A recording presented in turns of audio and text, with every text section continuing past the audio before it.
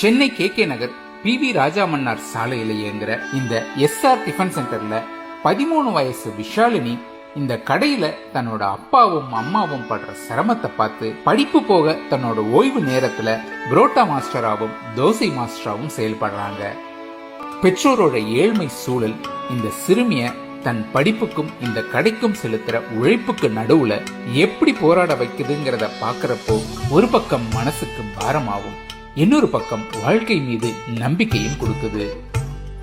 கிடைச்ச வாழ்க்கைய குறை சொல்றவங்களுக்கு மத்தியில ஏழ்மையிலும் பெருங்கனவோட உழைக்கிற விஷாலினியோட குடும்பம் நமக்கு பிரமிப்பை கொடுக்குது.